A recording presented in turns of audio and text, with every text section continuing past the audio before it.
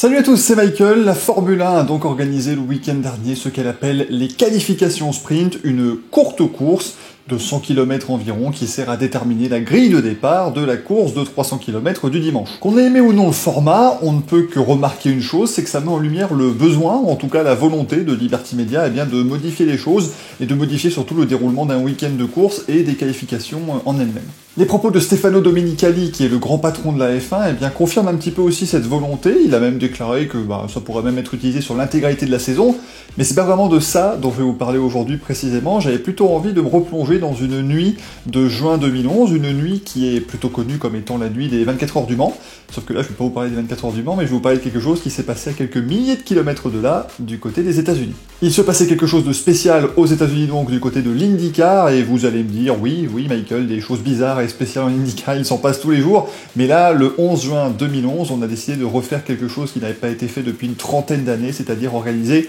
deux courses le même jour sur le même circuit, en l'occurrence le Texas Motor Speedway. Et pour faire ces deux courses, ça n'a pas été très compliqué finalement, on a pris la course habituelle qui se déroule là-bas depuis 1997, et on l'a coupé en deux, ça faisait donc deux courses de 114 tours qui donnaient chacune la moitié des points au championnat d'une course normale. Pour faire la grille de départ de la première course, on a simplement fait une séance qualificative le vendredi, Alex Tagliani a fait la pole position, bref, tout ça était tout à fait normal, et la première course était aussi tout à fait normale, puisqu'on a obtenu un doublé du Chip Ganassi Racing, Dario Franchitti s'imposant devant Scott Dixon. À cet instant précis, Franchitti se rapproche à 7 points seulement de Will Power au championnat. Vous me dites que ça n'a strictement rien à voir avec l'histoire que j'ai envie de vous raconter, ça a son importance pour la suite, je vous jure. L'IndyCar devait donc réussir à pondre entre guillemets un bon système de qualification pour avoir la grille de départ de la deuxième course. Alors est-ce qu'ils ont choisi la grille inversée de la première course, une grille inversée pour le top 10 seulement, le classement du championnat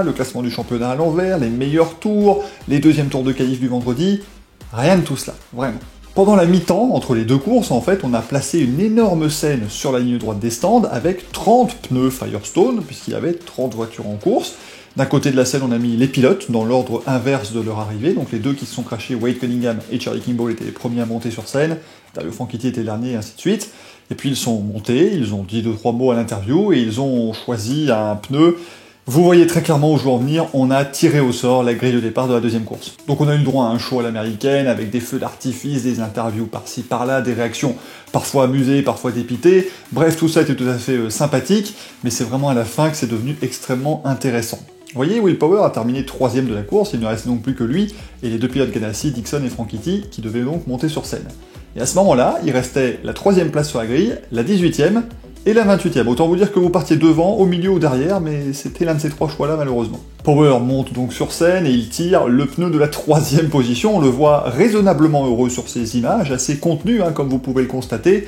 mais surtout ça contraste fortement avec la réaction des deux gaillards de chez Ganassi qui passent derrière. Dixon tire la 18ème place, et Dario Franchitti devra donc partir 28ème, 25 places derrière son rival au championnat, autant vous dire qu'il est pas très ravi. Et histoire que tout se termine en un petit peu de drama, histoire que ça puisse continuer derrière, Will Power a remporté la course, c'était sa première victoire sur un ovale. Pendant ce temps-là, Dario Franchitti il est remonté comme il a pu parmi un groupe de fous furieux, et il a terminé au 7ème rang, se plaignant aussi raisonnablement fort, on va dire, de la suite des événements, mais du coup, l'écart au championnat est passé de 7 à 21 points. Bon, au final, Dario Franchitti est devenu champion cette année-là, ça ne l'a pas empêché de remporter le titre, mais imaginez si ça avait été le cas, on en parlera encore aujourd'hui. Depuis, l'IndyCar n'a plus tenté ce genre de grille de départ au pif complet, même si on a des doubles courses sur ovale, on utilise des systèmes de qualification un petit peu plus poussés, avec une séance le vendredi, et puis le premier tour qui détermine la première grille, le deuxième tour, la deuxième. Mais du coup, est-ce que vous aimeriez voir la Formule 1 tenter un truc comme ça? Alors non, évidemment, c'est pas une question extraordinairement sérieuse, mais je pense que c'est l'opportunité que vous me disiez un petit peu ce que vous pensez des qualifs sprint et aussi de ces qualifications-là et de cette grille de départ au pif complet dans les commentaires, n'hésitez pas, et si vous avez aimé la vidéo, évidemment, vous mettez un petit pouce vers le haut, et si vous aimez la chaîne, vous vous abonnez, vous êtes maintenant 1600, merci beaucoup à vous, vous vous abonnez, vous cliquez également sur la cloche pour avoir les notifications de toutes mes prochaines vidéos, et moi je vous dis à très bientôt, à la prochaine, ciao ciao!